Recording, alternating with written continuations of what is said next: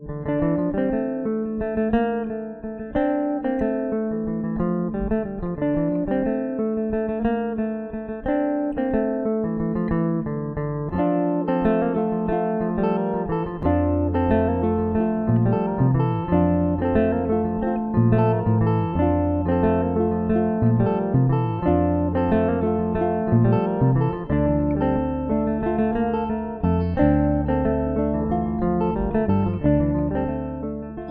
rêve tous, tout éveillé, plus ou moins, avec plus ou moins bonne ou mauvaise conscience, mais la rêverie éveillée, c'est quelque chose, alors je ne sais pas du tout jusqu'où ça remonte dans l'humanité, mais ça me paraît nous caractériser tous. Quand on fait un projet, et quelquefois on prépare le projet, mais quelquefois aussi on rêve ou on rêvasse autour du projet. Et il y a même des gens d'ailleurs qui disent « Ah mais je ne vais pas rêvasser, c'est pas bien ». Mais rêver tout éveillé, c'est pas rêvasser, mais c'est toujours de la même famille. Alors ça, c'est la première chose que je pourrais dire. Il y a une autre chose qu'il faut peut-être dire aussi, c'est qu'effectivement, de nos rêveries éveillées dans une société, et dans les sociétés, sortent des choses très différentes.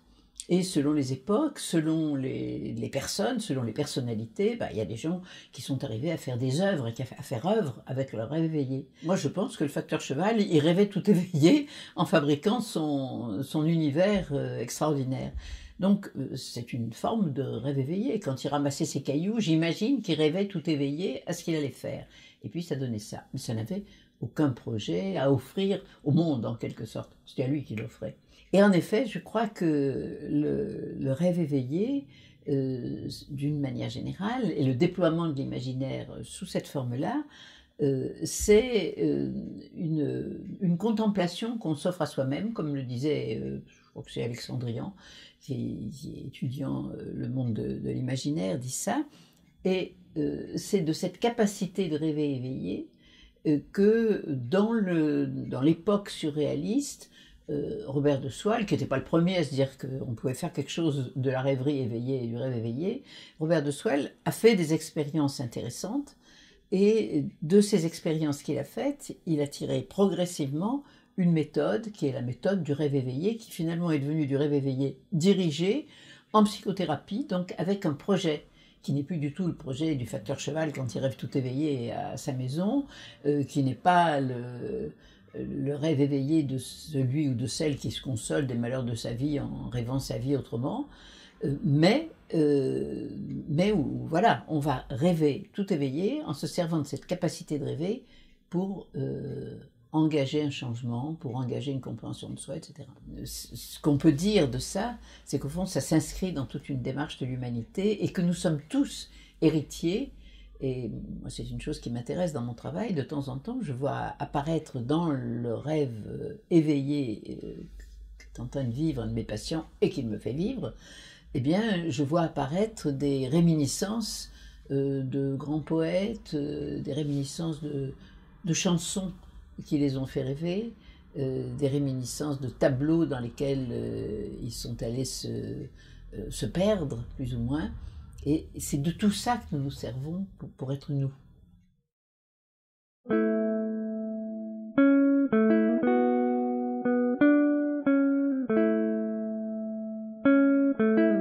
De Soualle raconte dans un de ses livres que quand il était enfant, il s'intéressait à la communication de pensée. C'était un problème qui le troublait et que même il s'amusait à faire des expériences de communication de pensée avec une petite cousine à qui, de manière intérieure, il donnait des ordres, et la petite fille, finalement, une ou deux fois, à l'expérience, a fait ce qui intéressait tellement de Soualle, petit garçon ou jeune garçon. Il est parti, il a fait la guerre de 1914-18. Quand il est revenu, on était vraiment dans le déploiement de l'imaginaire des surréalistes. De Soualle, qui avait une âme de chef en même temps, et qui était officier, a rencontré un officier qui, comme lui, s'intéressait à l'imaginaire, aux rêves éveillés, et qui s'appelait Casselan, et qui faisait ces trucs dans un esprit très surréaliste, un peu gourou, ça c'est moi qui le dis, de Soualle ne l'a jamais dit comme ça, mais il me semble, et avec un désir d'expérimenter tout ce qu'on pouvait faire avec l'imaginaire. Alors c'était une époque où beaucoup de gens le faisaient. C'était l'époque où Desnos inventait qu'il y avait des sommeils d'où on sortirait quelque chose. C'était l'époque de l'écriture automatique. Les expériences faites avec Helen Smith qui faisait des voyages intérieurs absolument extraordinaires. Et chez Caslan, on faisait des choses comme ça en groupe. Dans ces voyages imaginaires, on s'était aperçu que on pouvait déplacer les gens, leur proposer de monter très haut dans l'espace imaginaire ou de descendre très bas dans cet espace imaginaire, de se déplacer. De Soile a fait ça pendant, je crois, une année avec Caslan. Puis il trouvait que ça avait quand même un caractère un peu trop ésotérique et l'ésotérisme ne l'intéressait pas. Il s'est détaché du groupe Caslan. Lui et sa femme ont continué à faire des expériences de cet ordre-là et à voir que quand on faisait une proposition de direction ascendante, eh bien, il se passait des choses, quelque chose qui paraissait un problème insurmontable, qui s'était trouvé être évoqué, finalement devenait surmontable. Et puis De Soile s'est dit, mais au fond, on peut peut-être, enfin je ne sais pas si c'est dit dans ces termes-là, mais ça voulait dire la même chose, on pourrait expérimenter ça avec d'autres gens. Et puis les gens venaient, et De Soile s'apercevait qu'il y avait des thèmes qui revenaient tout le temps dans les rêves éveillés de ses patients. Il faut voir que c'était une époque où on lisait beaucoup de contes de fées, et où il y avait beaucoup d'ogres, il y avait des sorcières, il y avait des fées, il y avait des dragons, il y avait un imaginaire collectif, on va dire, si on voulait employer les termes de Jung, et puis si on ne veut pas employer les termes jungiens, on va se dire qu'il y avait des figures imaginaires que dans toute une société on utilisait beaucoup et dont une société était porteuse et qui revenaient spontanément dans les rêves éveillés des patients qui finalement n'étaient pas encore des patients à ce moment-là mais étaient des gens qui venaient expérimenter avec De Soile. Puis petit à petit, il a constitué une série de thèmes qu'il proposait directement aux gens qui avaient envie de venir faire l'expérience du rêve éveillé chez lui.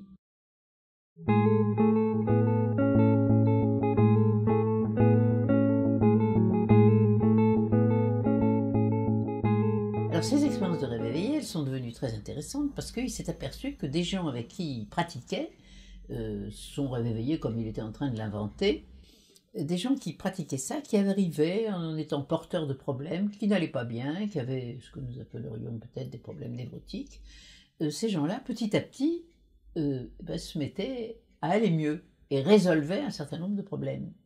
Et De Soile, à ce moment-là, s'est dit, mais mon invention, elle pourrait être utilisée en psychothérapie. Comme il connaissait bien le milieu médical, que dans ce milieu médical, il y avait aussi des psychanalystes qui ont commencé à s'intéresser à ce qu'ils faisaient. Il y a eu par exemple des gens comme Dolto, comme Favès Boutonnier, qui étaient psychiatres et psychanalystes, et qui se sont intéressés à la chose de très près. Si bien que De Soile, petit à petit, s'est aperçu que on pouvait utiliser le rêve éveillé, dirigé en psychothérapie.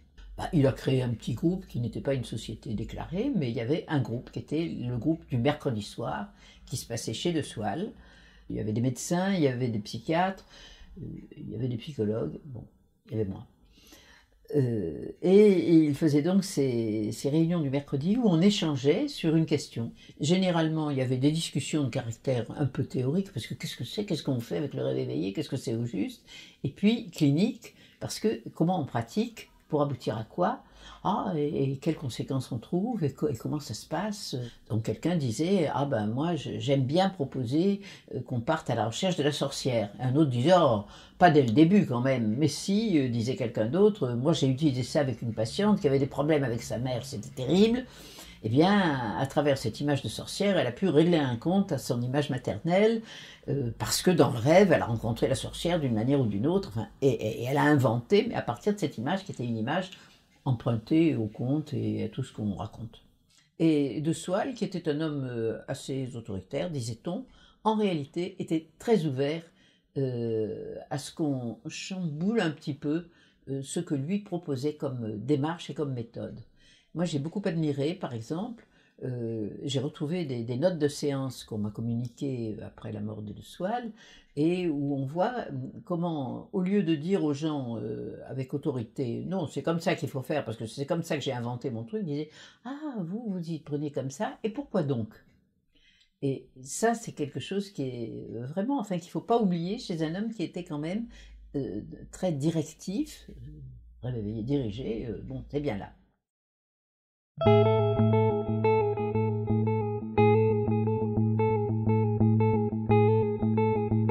Quand j'ai commencé à faire du rêve éveillé, et avec des adultes, parmi les images que proposait de Soile, et à son époque ça avait du sens, probablement davantage qu'aujourd'hui, donc il proposait à une femme, vous dites que vous voyez un vase, vous dites où vous le voyez, comment il est, etc.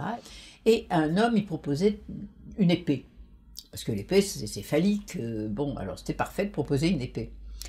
Et à une époque, dans mes tout débuts avec les adultes, j'avais un homme en psychothérapie, et je me dis, peut-être que je lui propose une image de départ pour rêver tout éveillé. Et je lui propose, est-ce qu'on pourrait dire que vous imaginez une épée? Et il éclate de rire. Et il me dit, oh, Madame Fabre, mais dans ma civilisation, ça n'existe pas les épées. Parlez-moi d'une sagaie, parlez-moi de...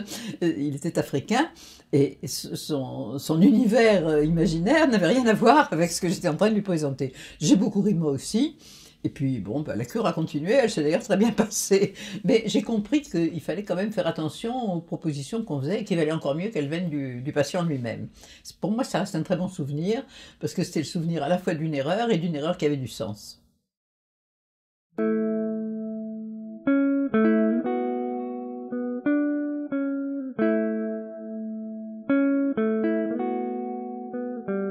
On peut se demander pourquoi le rêve éveillé a une efficacité. Pourquoi ça fait qu'on va mieux quand on a rêvé éveillé. Alors on est tout à fait en droit de se le demander, parce qu'on va dire par exemple que c'est pas parce qu'on a fait un rêve ou une rêverie que quelque chose a changé dans notre vie. Voilà que moi je postule et j'affirme par-dessus le marché que l'acte de rêver éveillé en séance, à l'intérieur d'une cure analytique, donc avec un projet de changement ou une nécessité de changer, il se trouve que c'est facteur de changement. À mes yeux, ces facteurs de changement, d'abord parce qu'il y a une puissance de l'image et du vécu en imaginaire qui fait que ce qui a été vécu dans le rêve est vécu. Et que c'est une expérience à tout jamais réelle. Ce n'est pas la seule raison pour laquelle les choses avancent en rêve éveillé. C'est aussi que il se passe quelque chose entre l'analyste, le thérapeute et le patient. Je pense à cette patiente qui me disait « Oh là là, on est complètement folles toutes les deux, hein, mais heureusement vous n'êtes pas folles. » Et ça, c'est inoubliable pour moi, parce que je crois qu'elle disait exactement quelque chose de vrai. On est complètement folle, enfin on vole quand on se déplace, on devient un chat, enfin c'est complètement fou cette affaire-là, et elle sait bien que je l'accompagne, et que les images qu'elle me dit, je les vois et je les sens. Donc on est complètement folle d'imaginer des trucs pareils. Mais heureusement, moi je suis pas folle. Donc je garantis que nous retournerons à la réalité ensemble, et qu'ensemble nous y retournerons, et que personne ne sera fou au bout du compte. Je dis souvent que moi j'ai le sentiment que j'entre dans le fleuve du rêve éveillé de mon patient, et vraiment je suis immergée avec lui dans ce fleuve. Mais j'ai toujours un pied sur la rive. C'est-à-dire que je n'oublie pas qu'il y a une rive en terre ferme, et que ça, il ne faut jamais la perdre.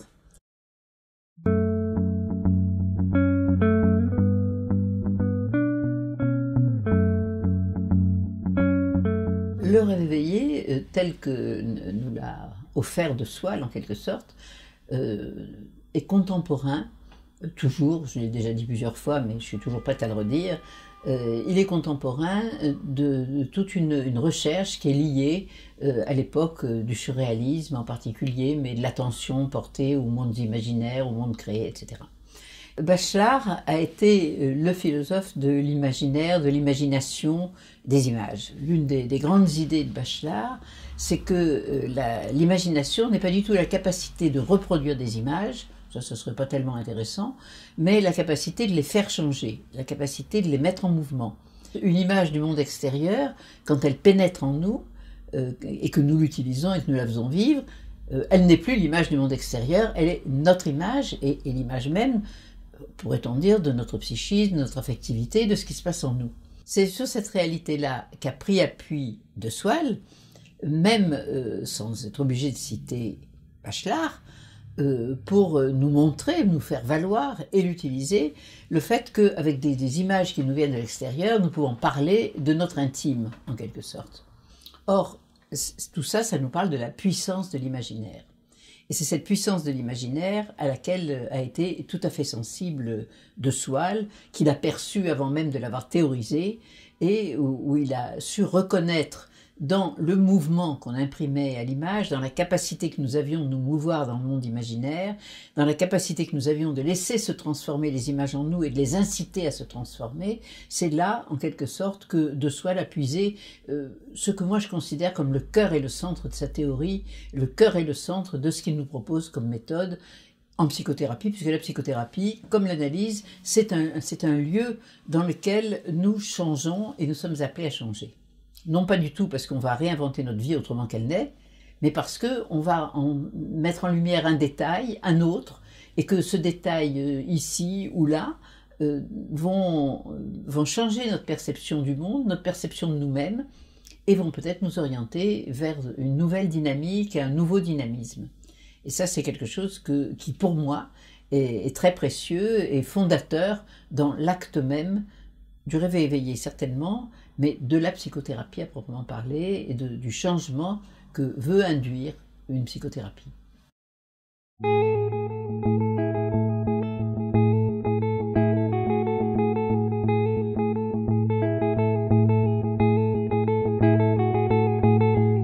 Dans cette idée-là, moi je vois quelque chose qui m'éclaire sur le rêve éveillé, c'est-à-dire que dans un rêve éveillé, on invite nos patients à se déplacer dans un espace imaginaire qui contient aussi bien leur passé que leur présent.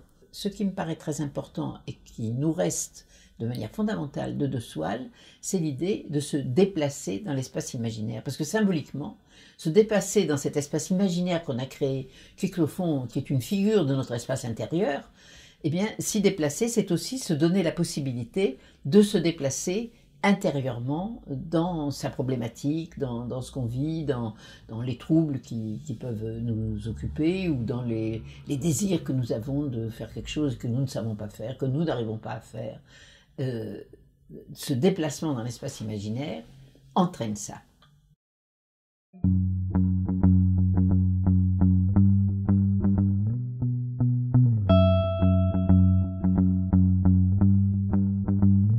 Ce qui se passe quand quelqu'un a rêvé tout éveillé et a pu rentrer dans le rêvé éveillé, il a éprouvé des émotions. Et ça, c'est inoubliable. Alors, Freud dit une chose que je trouve centrale. En rêve, j'ai peur des voleurs.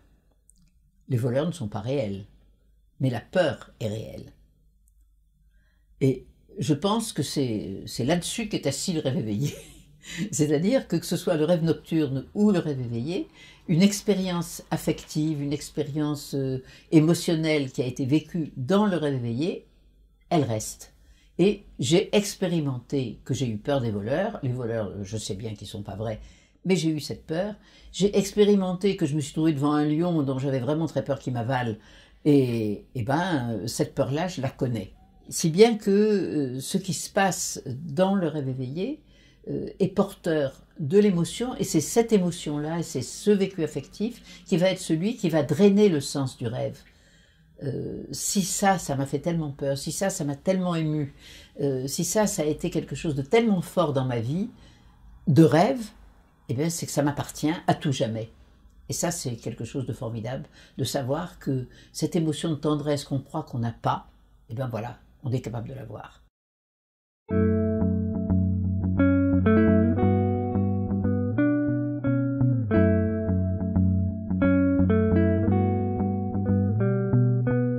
Je pense à cet homme qui, au cours d'une séance de rêve éveillé, où il retrouve dans le rêve, il dira « je revois la niche du chien qui était à la maison quand j'étais petit ». Il vivait à la campagne.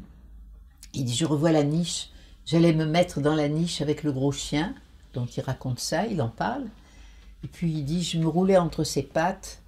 Et je me souviens que quand ma mère est morte, c'est là que je suis allée me mettre, et j'étais complètement consolée dans les pattes du chien. Et je n'ai pas pleuré la mort de ma mère, mais j'ai pleuré la mort du chien. Et ce jour-là, il me reparle de la mort de sa mère et il fond en larmes en parlant et il me dit « Je n'avais jamais pleuré ma mère et c'est aujourd'hui que je la pleure. » C'est-à-dire qu'aujourd'hui, 20 ans plus tard, à cause de ce rêve éveillé où se retrouve dans les pattes du chien qui est mort lui aussi depuis bien longtemps, son temps, le temps se brise et le passé est présent à son aujourd'hui parce qu'en fait, il l'habite et nous ne cessons d'être habités par notre passé, consciemment ou inconsciemment. Autrement dit, bien sûr que le temps est irréversible, ce qui est passé à tout jamais, oui, mais en même temps, ce qui est passé est à tout jamais présent en moi.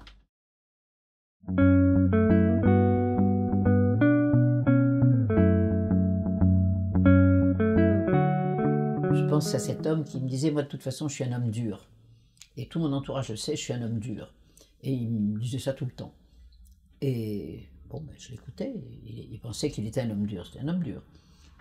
Et un jour, je lui dis, mais quand même, vous me dites toujours que vous êtes un homme dur, mais alors, en rêve éveillé, là, quand même, vous avez des tendresses. En rêve éveillé, quand même, vous êtes capable d'éprouver autre chose que votre dureté. J'ai eu le sentiment que je l'avais complètement snobé en lui disant ça. Il me dit, bah oui, mais c'est en rêve. Je lui dis, oui, mais c'est vous quand même. Ben oui. Et ça lui ouvrait une porte sur lui-même qui était vraiment qui était une belle porte. Et bon, on n'était pas au bout de la cure, hein. Mais n'empêche qu'il s'est passé encore à ce moment-là beaucoup de choses pour lui. Il avait découvert qu'il y avait une porte ou une fenêtre qu'il était capable d'ouvrir quand il ne se contrôlait pas tout le temps. Et qu'il se voulait un homme dur, il regrettait de se vouloir un homme dur, mais il était capable d'autre chose.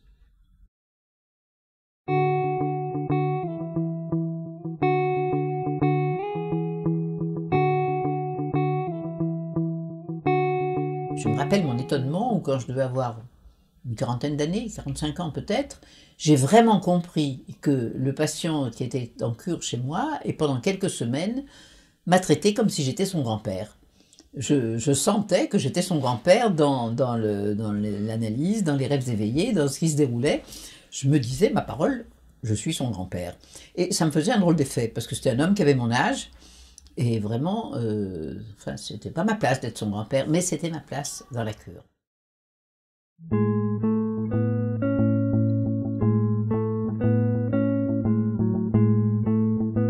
Quand il y a du rêve éveillé, ce qu'on vit à l'égard de l'analyse se transfère aussi sur les figures du rêve. Je pense à ce patient qui faisait des quantités de rêves éveillés dans lesquels, enfin, qui presque chaque fois qu'il y avait un rêve éveillé, voyait un chat.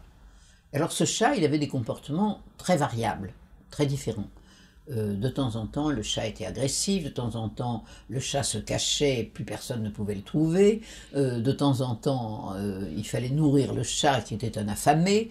De temps en temps, le chat était un chat rouge. De temps en temps, c'était un beau chat noir. Il était très variable, ce chat, mais il y avait toujours un chat. Et quand il est arrivé vers la fin de la cure, parce que avant qu'on se sépare, en général, on regarde un petit peu ce qui s'est passé, ce qui s'est joué. Et quand il y a eu des rêves éveillés, dans lesquels il y a eu des choses un peu importantes, souvent on en reparle. Quelqu'un dit ah, « pour moi, il y a eu un rêve éveillé clé, ça a été le moment où… » Enfin voilà. Et lui, c'était pas un rêve éveillé clé, mais c'était… C'est quand même rigolo ce chat que j'ai retrouvé tout le temps partout. Alors je dis « oui, c'est vrai, c'est quand même rigolo ce chat que vous avez retrouvé. » Bon. Et puis il me dit « mais à vrai dire, il était odieux de temps en temps, ce chat, j'avais envie de le tuer. » Je dis, oui, j'ai bien vu. Peut-être c'était quand vous m'agaciez. Peut-être c'était quand je vous agaçais. Et puis, mais il était beau aussi ce chat. Vous vous rappelez le rêve éveillé où j'ai passé toute la nuit avec mon chat? Oui, je me rappelle. Bon, c'était le même, je crois. Oui, je crois que c'était le même. Bon, alors, donc, il dit tout ça, il le dit sur un mode humoristique. Il dit, il y a des moments d'ailleurs où ce chat, c'était moi, hein, quand il se mettait en colère et qu'il était tout ébouriffé, je crois qu'il y a eu des fois où c'était moi. Oui, sûrement. Et puis petit à petit, il arrive à dire, mais au fond, grâce à ce chat, j'ai pu vous dire des tas de choses que j'aurais jamais pu dire autrement.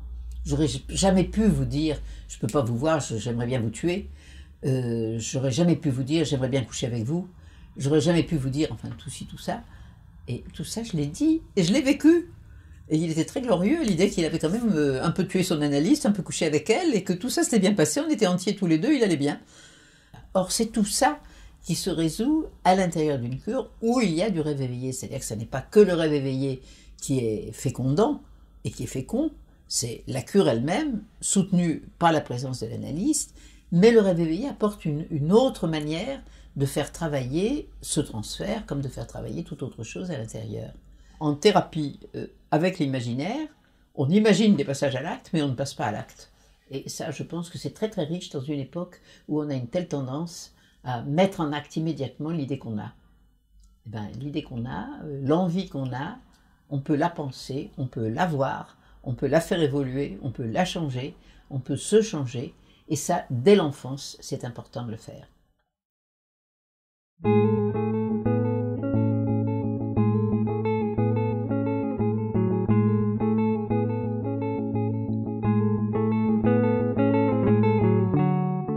Voilà un adulte qui est venu parce qu'il est plein de misère, il sait ou il ne sait pas que je suis praticienne du rêve éveillé en séance. Oh ben, s'il le sait, il me dit je suis venu vous voir parce que j'ai senti que ça me plaisait. Il a lu un bouquin ou bien il en a entendu parler, rêve éveillé, ça l'a fait rêver, et il s'est dit ça doit être pas mal. Bon, donc il s'attend à faire du rêve éveillé, mais comment ça va se passer le rêve éveillé? Puis il y a celui qui arrive, qui est innocent, et qui est venu pour faire une analyse, une psychothérapie, qui ne sait pas du tout comment ça va se dérouler. Et puis voilà, à moi de lui dire, on va utiliser vos mondes imaginaires qui sont drôlement plus riches quelquefois que tout ce que vous êtes en train de me dire, que vous savez déjà de vous-même. À un moment, je vais lui dire, tiens, mais ce rêve-là que vous me racontez, comment vous auriez pu le continuer? Vous pourriez le continuer là maintenant, à partir de cette image dont vous me dites qu'elle vous intrigue? Vous pouvez vous détendre un peu. Ce sera peut-être mieux pour vous si vous pouvez fermer les yeux. Si vous pouvez pas, ça n'a pas d'importance.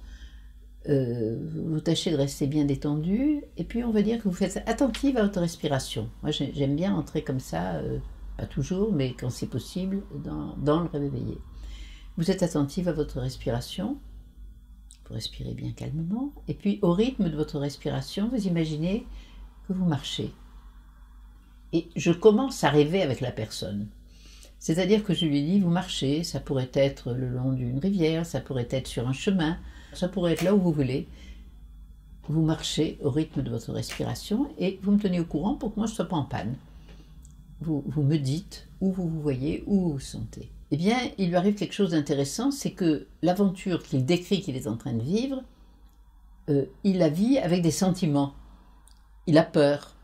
Oh là là, qu'est-ce que c'est beau, ou bien oh là là, j'ai une petite émotion avant de, je voudrais bien entrer là, mais ça me fait peur.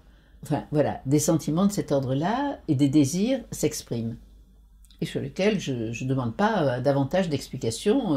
Voilà, le patient continue son rêve, simplement j'ai attiré son attention sur le fait qu'il éprouve des sentiments, qu'il a des impressions, et que c'est de ça que nous allons nous servir plus tard.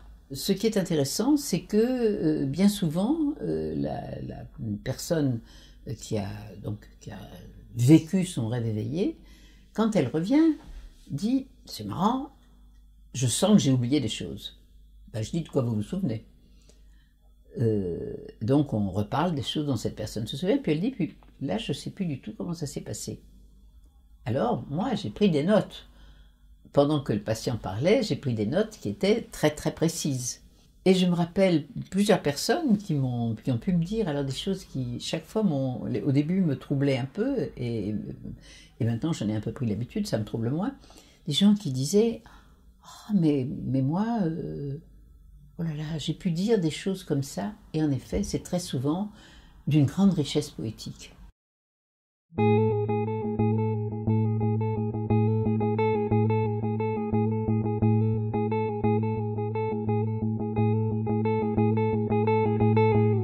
Est-ce que ça veut dire que ça marche toujours? Et que toujours les gens rêvent tout éveillés, pouf, ça y est, on leur propose et ça y est. Ben non, il y a des fois où ça ne fonctionne pas bien. Alors c'est intéressant de savoir pourquoi, de comprendre à quoi résiste la personne qui ne peut pas entrer dans cet univers-là. Puis de temps en temps, il y a des gens qui sont tellement pleins de ce qu'ils vivent et de la problématique avec laquelle ils sont venus et des problèmes de vie qu'ils ont besoin de résoudre, qu'ils n'arrivent pas à rentrer là-dedans. Ils ne peuvent pas rentrer, ils ont l'impression vraiment, on les envoie tout à fait ailleurs que là où il faut. Il faut quelquefois longtemps pour qu'ils perçoivent que ça a une importance et que c'est bon de faire ça. Donc ça arrive, je ne peux pas dire que tous les patients qui sont venus chez moi ont tous fait du rêve éveillé en séance, parce que certains n'en ont pas eu le désir ou le moyen, ou qui s'en sont méfiés. Bon, on a fait ce qu'on a pu avec ce qu'on avait. Mais moi, je suis toujours thérapeute du rêve éveillé, même si la personne ne fait pas de rêve éveillé. Elle me fait quand même un peu rêver moi-même.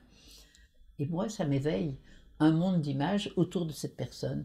Et je me dis, bon, et je garde ça dans ma tête comme quelque chose qui peut-être servira à quelque chose et peut-être jamais à rien.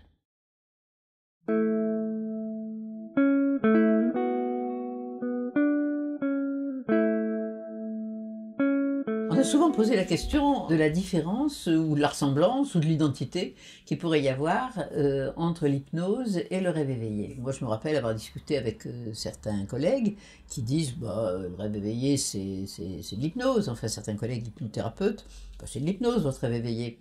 À quoi moi je réponds, peut-être que votre rêve éveillé, votre hypnose à vous, c'est notre rêve éveillé, sait-on jamais. Mais une fois qu'on s'est dit ça, on ne s'est rien dit de très profond. De Soile a eu lui aussi le souci de faire du rêve éveillé dont il disait bien, mais ça n'est pas de l'hypnose. Et si on lui disait au fond, votre rêve éveillé c'est peut-être de l'hypnose, il disait pas du tout. Et il reconnaissait bien qu'il était directif, mais il ne donnait pas une direction à quelqu'un qui était en état de sommeil d'hypnose.